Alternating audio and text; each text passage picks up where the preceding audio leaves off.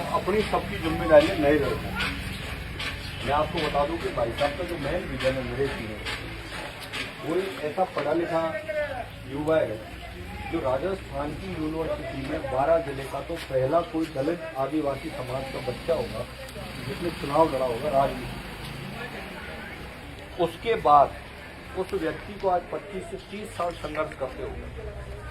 उसकी 2-3 बड़ी बातें हैं, नहीं तो एमएलए तो कभी का बन गया। वसुंधरा मैडम ने उनको 2013 में घर बुलाया और ये कहा था कि नरेश टिकट ले जा, तैयारी कर और एमएलए बन।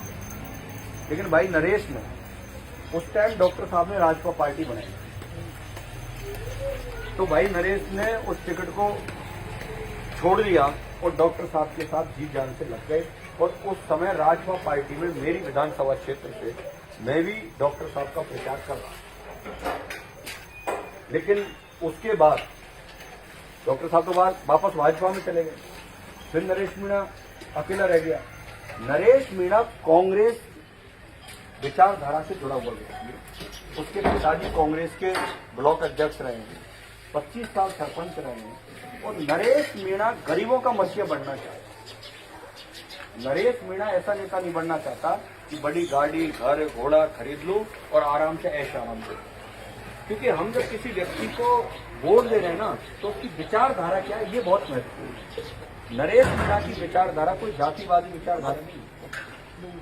वो सभी समाजों को साथ लेकर के चलना चाहता है। जब उससे हम चर्चा करते हैं तो वो कहता है कि यार भाई, ज्यादातर वो हमारे एरियाओं में घूमता है, करौली, दौसा, भरतपुर। जब इधर जाता है तो वहां जाकर के जब वो सोचता है कि जहां हाड़ौती में मैंने जन्म लिया, आखिरकार वहां की राजनीति की वजह से हमारे लोगों का क्या हाल। हम शिक्षा में बहुत पिछड़े हुए हैं। यहाँ के लोगों ने क्या काम किया है, शिक्षा पर कोई काम ही नहीं किया। लोगों को जातियों में लड़ाते रहे और गांवों पर ध्यान देते रहे। वो चाहता है कि हाड़ौती में नई कोचिंगें खुलें, निःशुल्क शिक्षा दें। जो लड़के पढ़ने लिखने वाले, कोई आईएएस बन सकता है, डॉक्टर बन सकता है, इंजीनियर बन सकता है, और उनके पास पैसे नहीं, गरीब घर में जन्म लेंगे, तो वो ऐसी व्यवस्था अंत में बैठा देगा कि किसी ने 10वीं 12वीं पास कर ली, क्या लड़का या लड़की है, और वो डॉक्टर बन सकता है, वो आईएएस बन सकता है, वो आरएएस बन सकता है। ऐसे लड़के लड़कियों को नरेश मीणा फ्री में कोचिंग की व्यवस्था करवा देना। नरेश मीणा जो सरकार के काम है, जो आज तक के जो यहाँ के नेता हैं, वो वहीं काम कराते हैं जहां उनके जिस गांव में दलाल बैठे। दलालों ने जहां कह दिया नरेश आज तक के, वहीं उन नेताओं ने काम कर दिया। नरेश मीणा बिना जातिवादी, बिना दलालों के भी वो आपसे सीधा जुड़ेगा। हो सकता है अभी उसको समय नहीं है, 10-15 दिन चुनाव में बचे, लेकिन जब आप उस व्यक्ति से मिलोगे तो दादा जैसे एक बार वो यहाँ आ गया और उसने पूछ लिया आपका नाम क्या है, आपका नाम क्या है, 10 साल बाद वो ये कह देगा तू फला गांव का फला आदमी। इतनी तगड़ी मेमोरी होता है। क्योंकि अब आप सोचो, 25 साल से उस आदमी के पास कोई पद नहीं, कोई पावर नहीं है, लेकिन हमारे जैसे सभी समाजों के, सभी धर्मों के लोग आज कोई 15 साल से जुड़ रहा है, कोई 10 साल से जुड़ा है, कोई 20 साल से जुड़ा है। और वो आदमी एक बार ये कह देता है कि मैं फला जगह जाऊंगा, ये करूंगा, फोन नहीं करता। सोशल मीडिया पर डालने के बाद उससे ऐसा दिल का रिश्ता है, लोगों का ऐसा भरोसा है उस आदमी पर, उस लीडर पर, कि नरेश मीणा ईमानदारी से लड़े। उसकी ईमानदारी, जैसे मैं कल आपके यहाँ कोचर गया था, कासरी गांव, तो एक हरी शर्मा नाम के यहाँ विधायक हुआ था। तो लोग कह रहे बहुत क्रांतिकारी नेता थे, लड़ाकू नेता थे। अब आप देखो हाड़ौती में हमारे भरत सुंदरपुर जी साहब थे, ईमानदार आदमी थे। तो ईमानदार आदमी जब खत्म होते जा रहे हैं और बिजनेस में बैठे हुए नेता जब यहाँ राजनीति करने लगे तो आम जनता का भला नहीं होता। इन लोगों ने यहाँ नशा फैला दिया और कामों में खर्चा ज्यादा करवाना शुरू कर दिया। हर जाति समाज के अंदर क्रूतियां पैदा कर दी कि बस इनमें लगे रहो। क्योंकि नेता ये नहीं चाहते कि किसान कौम के बच्चे अगर पढ़ लिख गए और नौकरी लग गए तो वो समझ जाएंगे कि हमारा भला कौन सा है, अच्छा कौन सा है, बुरा कौन सा है। यहाँ तक कि यहाँ समाजों में दरार पैदा कर रहे हैं। ये तो फलाणो मीणो छे, ये ढेको मीणो छे, ये गुजर फलाणो छे, ये गुजर दूसरा छे, ये माली छे, ये दूसरा माली छे। मतलब एक जाति के अंदर 4-4 जातियां बना दी, जिससे क्या है कि इधर के लोग इधर भेज जाए गलती से तो इधर के को पकड़ लो। तो ये जो चुनाव है हमसा का, जहां तक मैं हम पूरे जनता में जा रहे हैं तो लोगों ने मन बना लिया है कि अब की बार 2.5 साल को नरेश मीणा को वोट देना, एक परिवर्तन करना। तो क्या आप सब लोगों का यही मन है? सब लोग चाहते हो?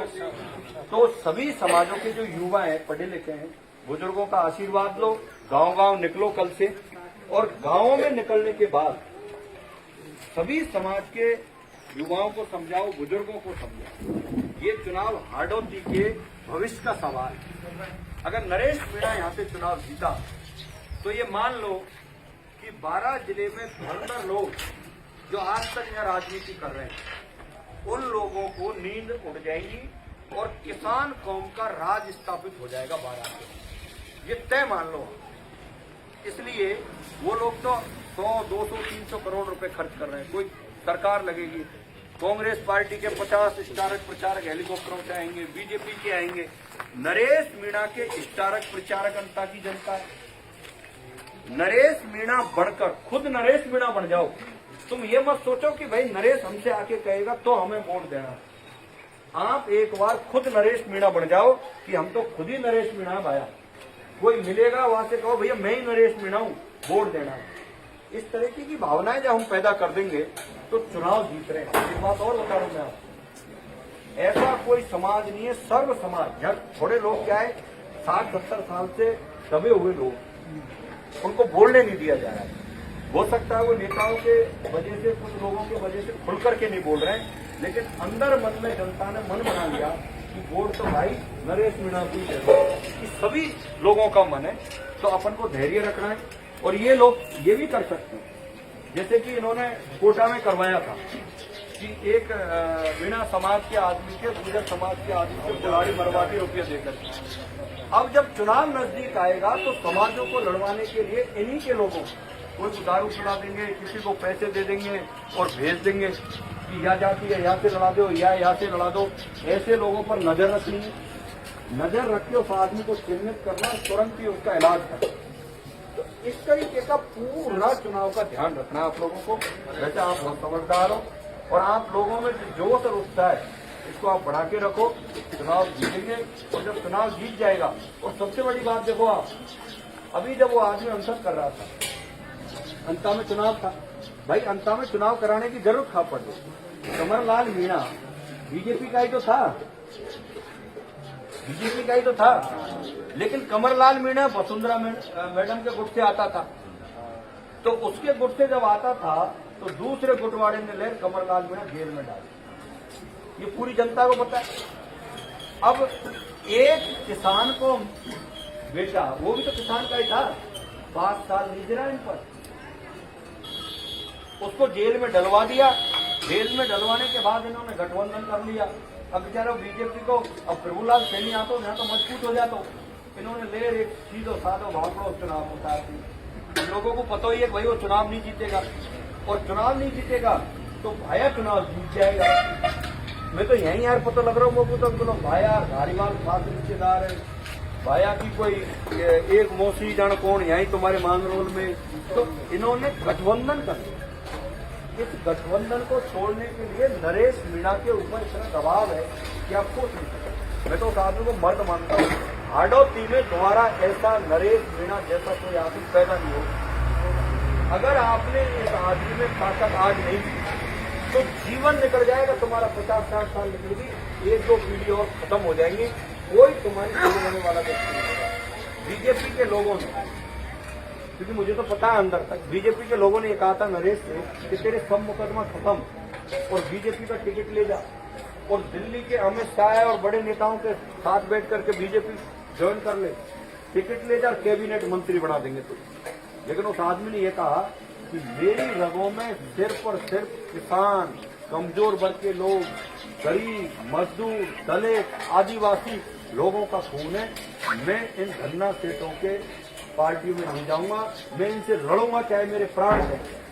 तो आपसे हमारा ये निवेदन है कि ऐसे आदमी को आप ताकत देना, कमजोर मत करना और 14 तारीख को शानदार तरीके से वोट करना।